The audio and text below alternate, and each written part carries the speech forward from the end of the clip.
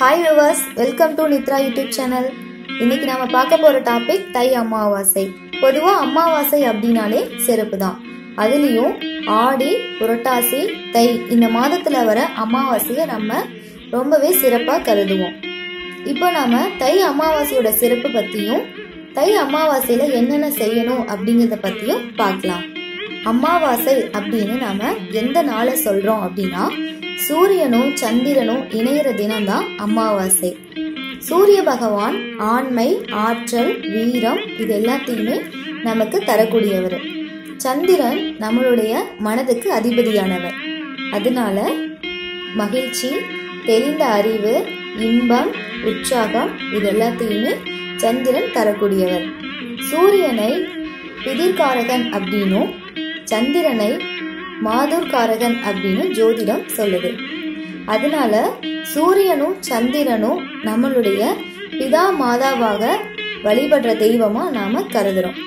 இத்தகைய பெருமைகளை கொண்ட இந்த சூரியனையும் சந்திரனையும் தாய் தந்தை இல்லாதவர்கள் அமாவாசை பூரணை தினங்கள்ல வழிபடுறாங்க. அமாவாசை தினத்துல தந்தையை இழந்தவர்களும் பூரணை தினத்துல அன்னையை இழந்தவர்களும் வழிபடுவது புராண காலத்திலிருந்து பின்பற்றிட்டு வர ஒரு வழக்கம். அமாவாசை திதி மாதம் வந்தாலும் தை மாதத்திலையும் ஆடி மாதத்திலையும் புரட்டாசி மாதத்திலையும் வர அமாவாசை திதிக்கு அதிக சிறப்பு உண்டு.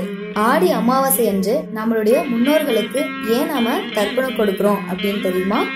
ஆடி மாசத்திலிருந்து மார்கழி மாசம் வரை உள்ள காலம் தேவர்களுக்கு இரவு நேரம் அப்படிங்கறதுனால அவங்க ஓய்வெடுக்க போயிடுவாங்க. அந்த நேரத்துல நம்மளுடைய முன்னோர்கள் நம்மை காப்பதற்காக பித்ருலோகத்திலிருந்து வரணும் அப்படிங்கிறதுக்காக தான் நாம ஆடி அமாவாசை என்று தர்ப்பணம் கொடுக்கிறோம்.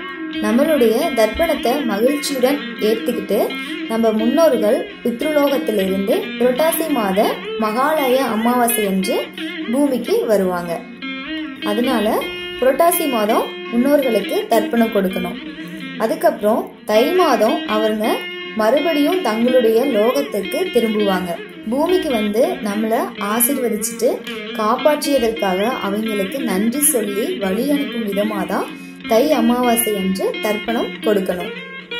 இப்போ இந்த தை அமாவாசை அன்று என்னென்ன பண்ணணும் அப்படிங்கறத பத்தி பார்க்கலாம். ஆடி அமாவாசை அன்று மூதாதையர்களை வரவேற்கிற நாம தை அமாவாசை அன்று விடை கொடுத்து அனுப்புறோம். இந்த நாள்ல தீர்த்த தலங்களுக்கு போயிட்டு எள்ளு, தண்ணி இந்த ரெண்டையும் இறைச்சு அவங்களுக்கு தாகத்தை தீர்க்கணும்.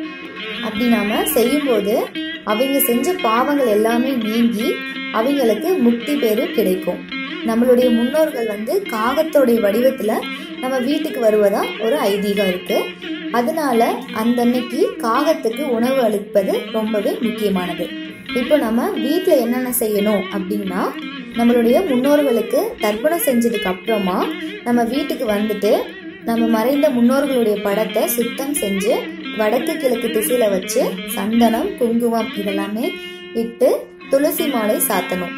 அதுக்கப்புறம் முன்னோர்கள் பயன்படுத்தின பொருட்களை வச்சு குத்து விளக்கு ஏற்றி வைக்கணும். முன்னோர்களுக்கு பிடிச்ச இனிப்பு, காரம், பல வகைகள் இதெல்லாமே நம்ம படைக்கணும். கோதுமை தவிடு, அகத்திக்கீரை இதெல்லாத்தையுமே ஒரு நாளைக்கு முன்னாடியே ஊற வச்சு பசுவிற்கு நம்ம தானமா கொடுக்கணும். வீட்டுல தெய்வ சம்பந்தப்பட்ட பூஜைகளை நம்மளுடைய முன்னோர்கள் தர்ப்பணம் செஞ்சு முடிக்கிற வரைக்கும் கொஞ்சம் ஒத்தி வைக்கிறது நல்லது. தர்ப்பணம் செய்து முடிச்சதுக்கு அப்புறமா தினசரி செய்ய வேண்டிய பூஜைகளை நம்ம செய்யலாம். இப்போ அமாவாசை நாள்ல எதெல்லாம் நம்ம செய்யக்கூடாது அப்படிங்கறத பத்தி பார்க்கலாம். அமாவாசை தினங்கள்ல மாமிசத்தை சாப்பிடக்கூடாது. வெங்காயம், பூண்டு இதெல்லாத்தையுமே நாம தவிர்க்கிறது நல்லது. தர்ப்பணம் செய்யும் போது கருப்பு எல்லை மற்றவர்களிடமிருந்து கடனா வாங்கக்கூடாது. தண்ணியில இருந்துகிட்டே நாம கரையில தர்ப்பணம் செய்யக்கூடாது. அதே போல கரையில இருந்துகிட்டே நீர்லயும் தர்ப்பணம் செய்யக்கூடாது. தர்ப்பணத்தை எப்பயுமே கிழக்கு முகமா பார்த்தபடிதான் கொடுக்கணும். நம்ம பித்ருக்கள் சக்தி நிறைந்தவர்கள். அவர்களுடைய ஆசீர்வாதத்தினால புண்ணியமும் செல்வமும் நமக்கு கிடைக்கும். என்ன வியூவர்ஸ், தை அமாவாசையில என்னென்ன செய்யணும், எதெல்லாம் செய்யக்கூடாது அப்படிங்கறத பத்தி தெரிஞ்சுக்கிட்டீங்களா? இந்த வீடியோ உங்களுக்கு பிடிச்சிருந்துச்சுன்னா லைக் பண்ணுங்க, கமெண்ட் பண்ணுங்க, உங்க நண்பர்களுக்கும் ஷேர் பண்ணுங்க. இதே போன்ற பல ஆன்மீக தகவல்களை நீங்க தெரிஞ்சுக்கணும்னு விரும்புறீங்களா? உடனே நித்ரா யூடியூப் சேனலை சப்ஸ்கிரைப் பண்ணுங்க. கூடவே பெல் பட்டனையும் கிளிக் பண்ணுங்க. தேங்க்யூ.